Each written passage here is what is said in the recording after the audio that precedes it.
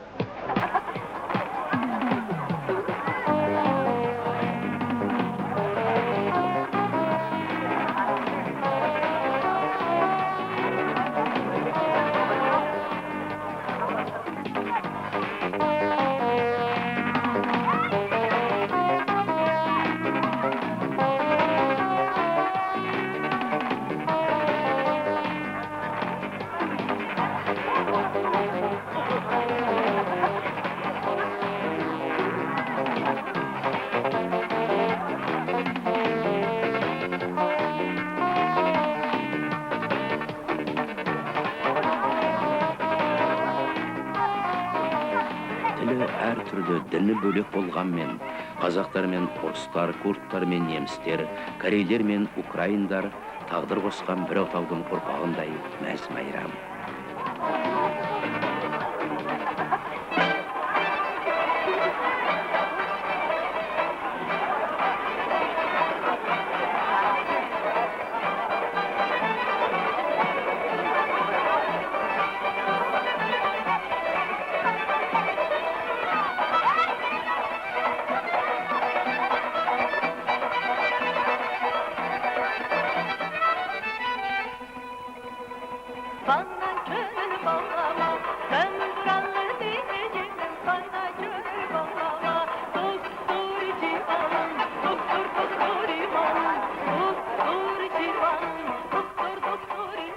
Алдар көсе болса, той сәнін келтіріп тұрғандай, Ол мемлекеттік тіркеу белгісі бар есегін, өзінің сүйікті көлігін техникалық тексеруге алып бара жатыр.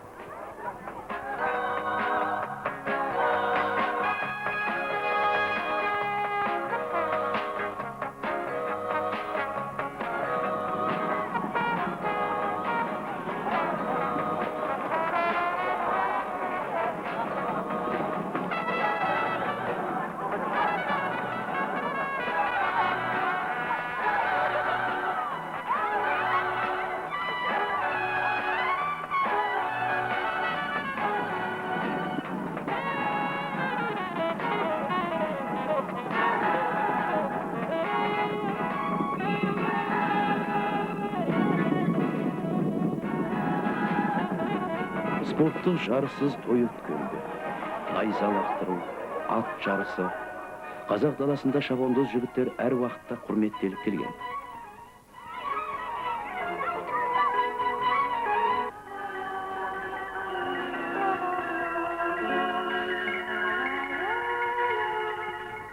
Барлық жақсы бастамалардың ұйытқысы Москваның мал дәрігерлік академиясының түлегі, өзінің білгір маманы, шаруашылықтың директоры Қырымбай Қарашев. Біздің мекемеміз жақында құрылған 81 жылдан бастап. Өзі жас болғанмен де тапқан табыстары өте көрнекті. Сол уақыттың ішінде біраз үй жай салып тастадық, құсқа жай салдық. Халыққа жақсылық жасап, көшенің бәрін асфальттап, жаңа үй салып, балабақшасын салып, солардың бәрін үлгердік. Біз бұл жеткен дәрежеде тоқтап тұрған жоқпыз. Ілгері қарай жүріп бара жатырмыз. Жаңа жерден Абай совхозының орталығынан тағы құс мекемесін салып жатырмыз. Сол жерде де бөлек ауыл болады, халық болады. Ол жерде де жаңа мектеп салынады. Жаңа клуб салынады. Барлық керек-жарақтардың, халыққа керек-жарақтың бәрі салынады. Мақсатымыз бізде жұмыс істеп жүрген халықтың жағдайын жасап, олар дұрыс еңбек жасап, құс етін өсіріп, соны өндіріп, халыққа қамтамасыз жасауға тырысып жатырмыз. Келесі жағдайда құстың қауырсыны жұлып, шетелге де шығатын жағдайымыз бар.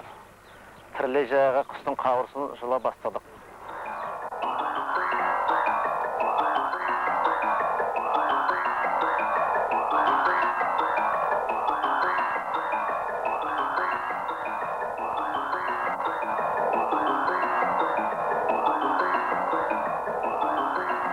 Мәне бұл инкубаторий. Бір қораққа қытайлық ақ қаздың немесе кубандық ала қаздың 3000 жұмыртқасы салынады. Жақсы жетілген балапан пайда болғанша мөлшерлі уақыт белгіленеді, бір қалыпты жағдай жасалады.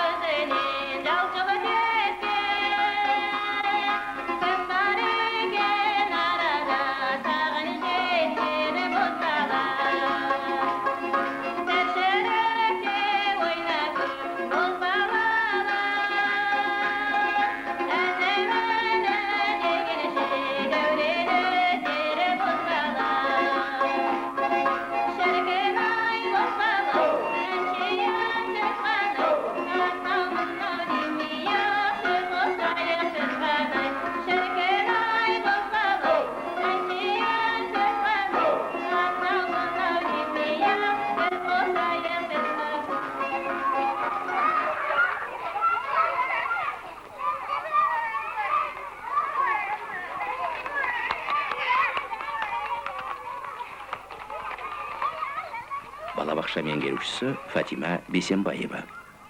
Наш ясли-сад функционирует с января 1988 года. У нас воспитывается 120 детей, имеется 2 ясельные группы и 3 дошкольных группы. Благодаря руководству нашего совхоза Жагатальского ППР. Ата-анасы жұмыстан қолдары босамаса да, кішкентай бүлдіршіндеріне алаңдамайды. Өйткені аққанат атты балабақшасы оларды қамқорлыққа У алады. нас имеется плавательный бассейн, хорошо оборудованный спортивный зал и спортивная площадка. Наши родители довольны, что их дети воспитываются в таких условиях, и поэтому со спокойной душой идут на работу на птицефабрику, на поле. В нашем детском саду воспитываются дети разных национальностей. Казахи, русские, курды, корейцы, немцы. И все они живут единой дружной семьей. Дети других национальностей, не казахской национальности, русские, курды, они все говорят на казахском языке. Наш коллектив и впредь приложит все усилия, чтобы дети с удовольствием, с радостью ходили в наш детский сад. И чтобы родители всегда были нами довольны.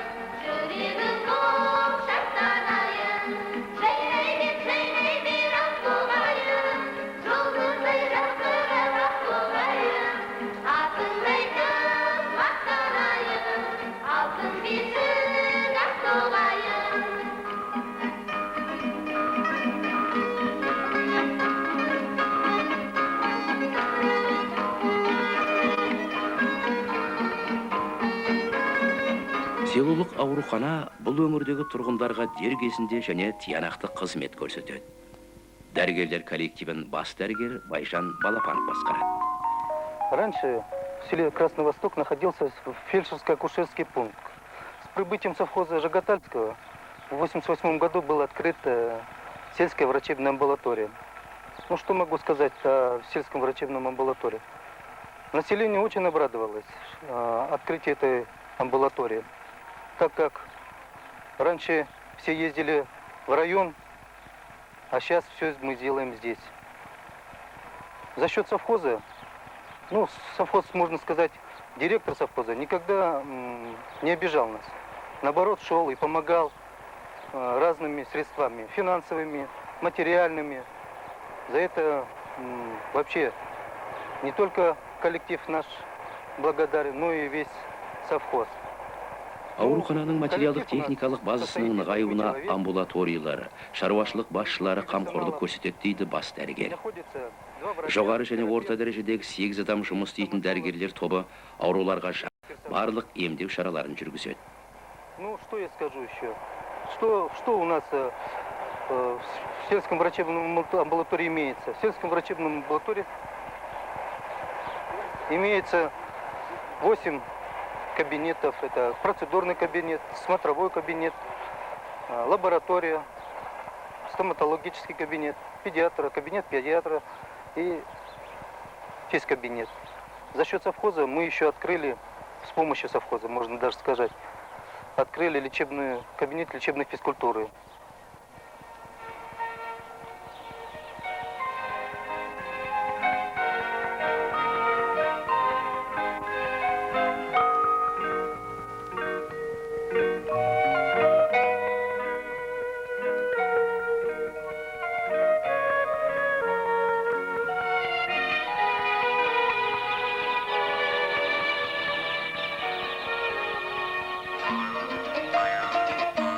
Мына жаңа ғана дүниеге келген балапандарға қамқорлық өте қажет.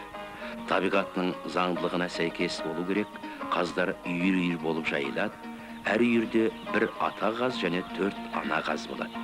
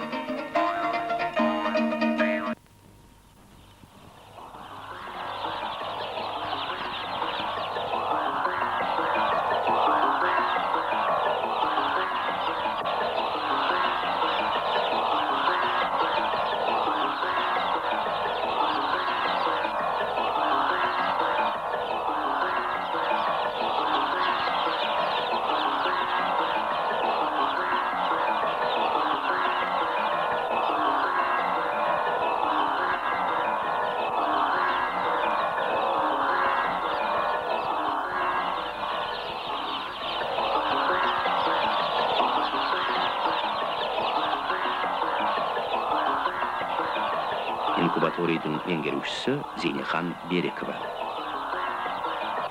Біздің сезон февраль айынан бастап июль айына дейін созылады. Шыққан балапандарды біз акклиматизацияға өткізіп, олар 15-20 күн жұмыс беріп, өсіріп, ремонтный молодняққа өткізеді. Біздің шыққан балапандарымыздан өте көп байланысты. Неге десеңіздер, олардың неғұрлым көп сатып, өзі сынықты болса, соғұрлым біз ертіде өткізіп, районы бойынша совхозға сатып, малық жинаймыз қазір. Соның да планын орындаймыз. Июльден бастап біз еті тауық тұқымдарын бастырып, оны шығарып, елдерге арендаға өткіземіз. елдер өсіріп, оны 80 күндей өсіріп, бәскемаққа өткізеді. Сол біз деген, жүрек дегеннен бағана айтқандай, ол сол Жағаталдың ең 81 жылдан бастап бізде аға операторы болып Серікбала Мамырбаева жұмыс істейді. Ол осы күнге дейін жас мамандарға өзінің білген нелерін тапсырып, молодежный бригадаларын бастаушы болып келе жатыр. Сонымен бірге 6 адам бар, 2 адам жігіттер, 5 әйел адамдар.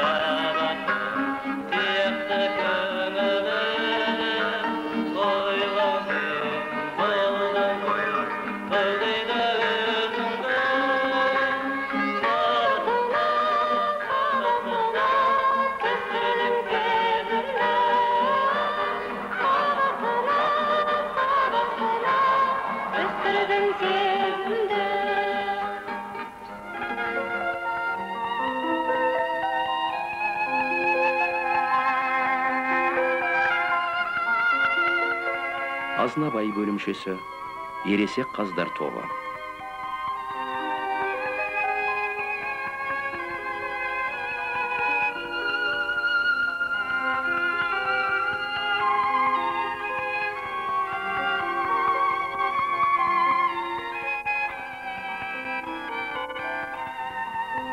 Зоотехник Серік Қойбақаров былай дейді.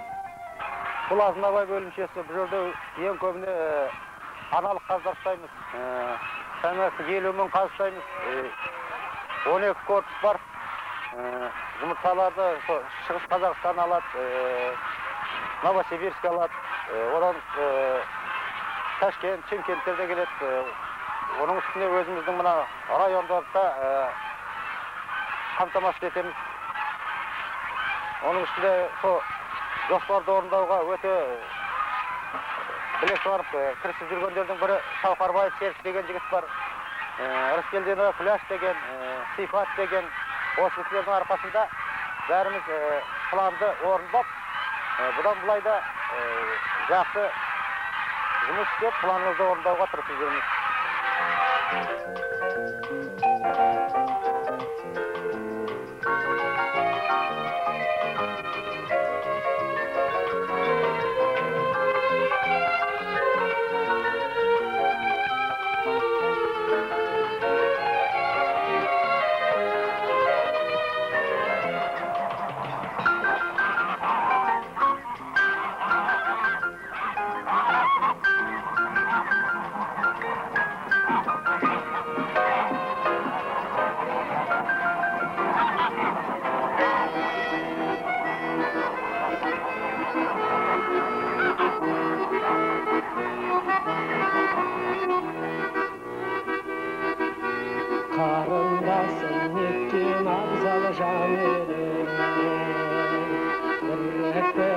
барған елге алған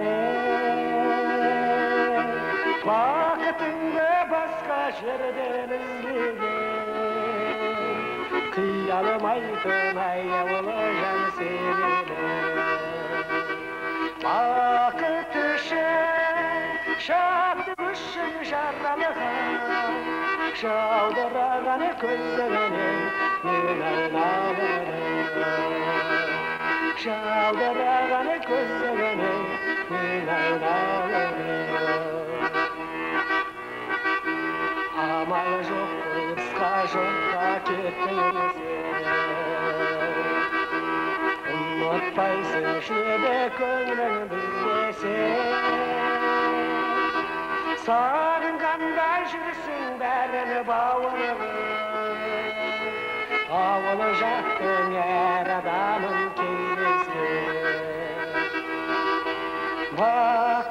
Коллективтің өндіргіш күштерінің нығаюына жұмысшылардың өздері атсалысып белсене кірісудің арқасында қол жетті. Бұл жайында бас экономист Галина Ивановна Кобылинская ойын былай білдірді. Кезінде шығыннан шыға алмай жүрген шаруашылық мол табысқа кенелді.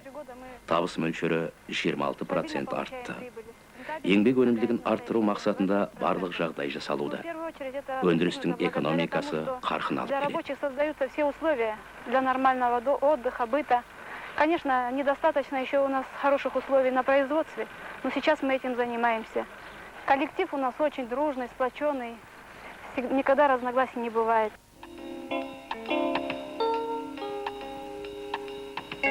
Шағын да жайлы асхана. Жергілікті аспаздардың шеберлігіне жұрт тәнті. Әсіресе жұрттың сүйіп жейтін тамағы қаздың бауырынан дайындалған аля жағатал.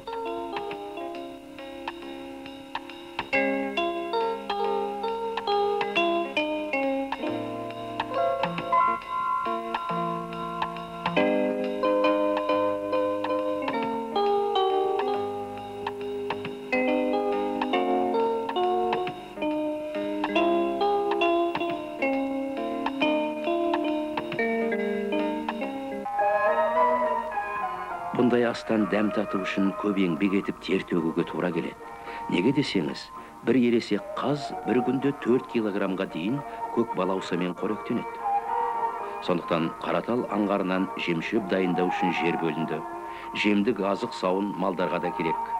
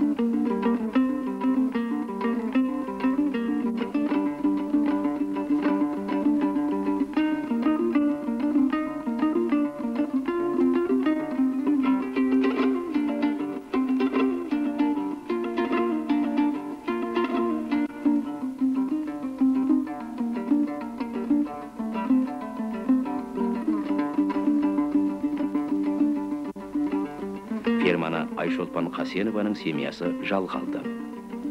Сауындық сиырлар саны онша көп емес. Шаруашылықтың ішкі керек жарағына жетсе болды. Сүт бала бақшасына, мектепке, асханаға, қала берді құс өсірушілердің өздеріне беріледі.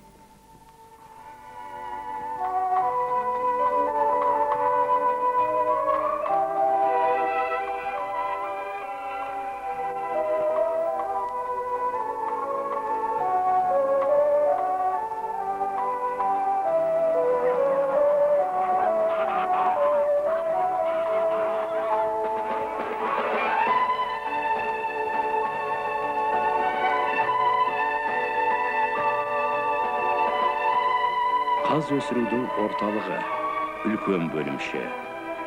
Зоотехник Қасым Қонақбаев мынадай ой қозғайды. Мынау біз өсіріп жатқан қаздар осы 1981 жылы Алакөлден көшіріп алынып келген. Өткен жылдың басынан бастап осы бөлімші медігерлік әдіске көшті. Содан бері 2 семья осында еңбектеніп жатыр. Олар өткен жылы жақсы табысқа жетті. 236 мың жұмыртқаның орнына 360 мың жұмыртқа тапсырып, жоспарды 128% орындады. Сол 5 адамның ақсақалы мына Мәнтаяға өзінің жұмысы туралы сөйлеп берсін. Қалай еңбектеніп жүрген туралы. Мына Қасекең айтпақшы, былтырдан бері біз осы құс шаруашылығымен шұғылданып келе жатырмыз. Енді бұны біз алғаш басталғанменен бірақ табысымыз жаман емес. Былтырғы жылға планды 128% орындадық. Еттің планында жаман емес 20 мыңдай жасөспірім қаздарды алып тәрбиелейміз. Енді биылға келсек, оны әзір жаман емес деп, енді биылғы жағдайымызда жаман емес. Енді планды жыл аяға көтердік деп тұрмыз өзімізше. Қазір қолымызда 11 мың молодняк жасөспірім қаздар бар, соны тәрбиелеп жатырмыз. Жұмыртқаның аяғы бітуге жақындап қалды, жалпы жаман емес сияқты. Менімен бірге істейтін өзімнің келіншегім, жолдасым, және өзім бізді обслуживать ететін балам механизатор болып істейді. Наяқта ерлі-байлы 2 азамат істейді. Өздері жақын адам ағайындар, сол біздің мүшемізде. Екеуі де жаман жұмыс жасамайды, әдемі жұмыс жасайды. Жұмыс жасауға барлық мүмкіншілігіміз бар.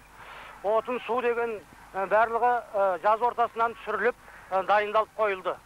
Енді жалпы жұмыс жасау керек, одан басқа жағдайдың барлығы қалпында сияқты.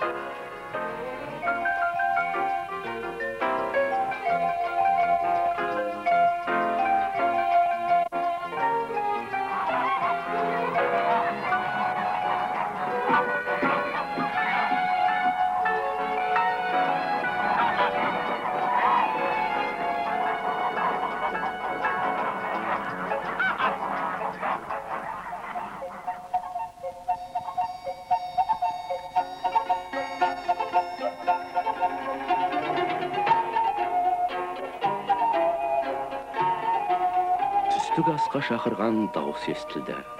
Дастархан тағамға мол. Білгіштердің айтуынша, Елка апайдың айранындай жетісуда ешкім дайындай алмайды екен.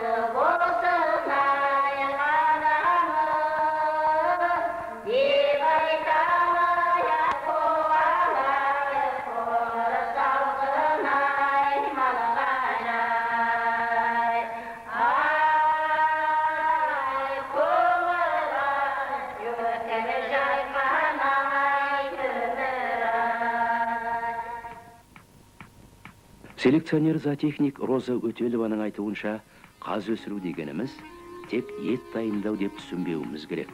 Ауқымы одан жоғары. Қаздың майышы, түбірт қауырсынына да теңгелер балама жоқ. Олар тауықтың түбіт қауырсындарымен салыстырғанда 2 есе артық бағаланады. 25 жылға дейін өңім бермейді екен. Жағатал шаруашылығы түбіт қауырсынды валютаға сататын күндер алыс емес.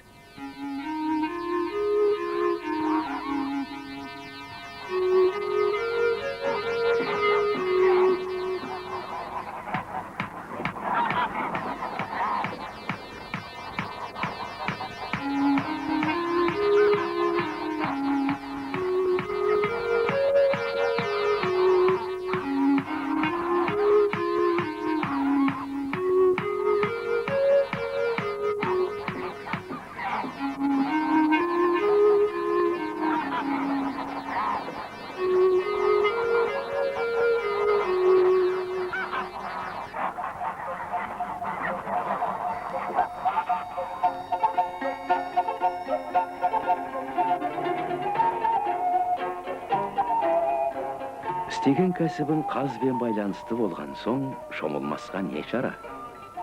Моншаның буы бұрқырап тұр дегендей, тұрмыс қажетін өтеу қызметіне де ел риза.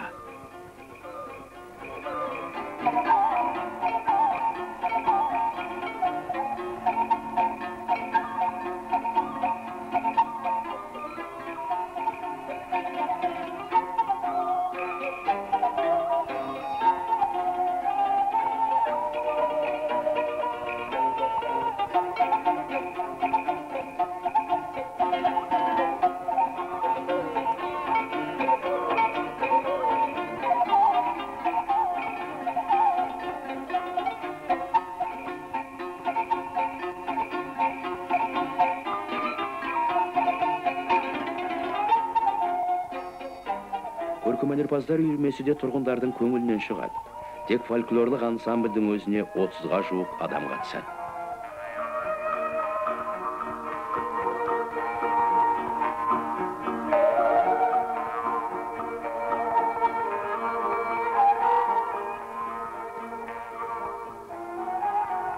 Мәдениет үйі. Музыканттар бас мал дәрігері Олег Арнольдович Карменнің құрметті еңбек демалысына шығу рәсіміне тарту әзірлеуде. Ал әзірше Олег Арнольдович ардагерлер командасының құрамында футбол ойнауға әзірленуде. Шындығына келсек, 67 жаста қақпашы болып ойнау әркімнің қолынан келе бермейді. Ерледіңіз, жігіт екеніңізді таныттыңыз. Бүкіл күш қайратын, білімін өзінің таңдап алған мамандығына жұмсап, аянбай еңбек еткен адамды шаруашылықтың дирекциясы да, коллектив те дән ризашылықпен құрмет тұтады.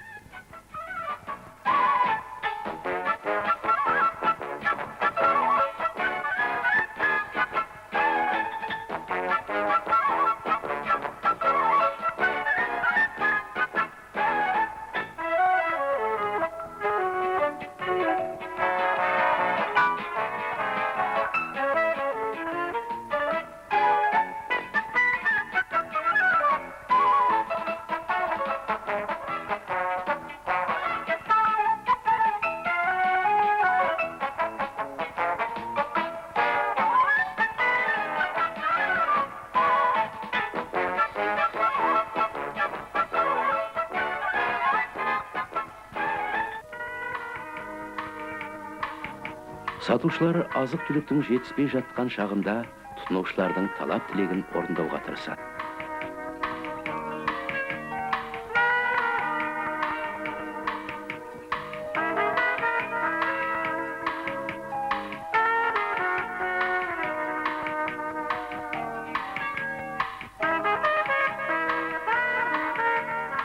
Құрылысшылар да өз шаруасына мығым.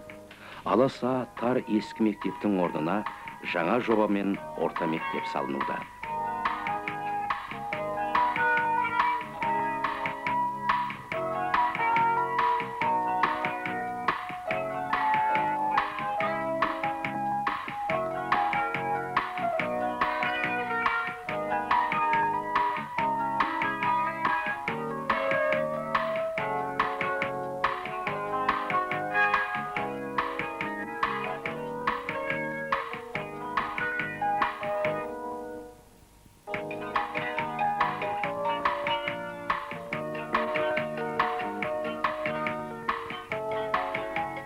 Тұрмыстық және өндірістік іш құрылымды жаңарту, кеңейтуге қаражат жеткілікті. Осы жайында бас мамандар директордың кабинетінде әңгіме өткізуде. Болашаққа сеніммен қарауға барлық негіз бар. Оны жайқалған жағаталым деген әнде дәлелдеп тұрғандай. Қанат ұшса қатаят демекші, қатая, нығая өркендей бер жағатал, жолың болсын.